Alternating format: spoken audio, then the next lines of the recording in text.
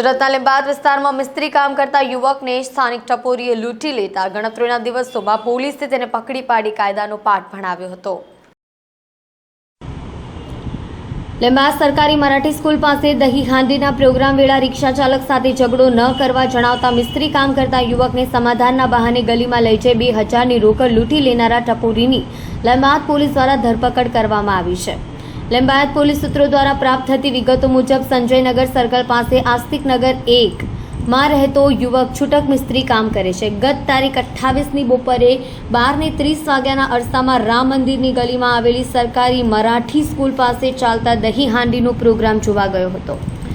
તે વેળા સ્થાનિક ટપોરીએ ઝઘડો કર્યો હતો, જેથી તેને ઝઘડો કરવાની ના પાડી હતી। દરમિયાન ફરિયાદી યુવક ચાલ્યા ગયા બાદ આરોપી દ્વારા તું સબકી બહોત તરફદારી કરતા થા કહીને સમાધાનના બહાને બાજુમાં આવેલી ગલીમાં લઈ ગયો હતો અને હાથ ખર્ચ માટે મિસ્ત્રીના ખિસ્સામાં રહેલા 2000ની રોકડ લૂંટી રફુ ચક્કર થઈ ગયો હતો।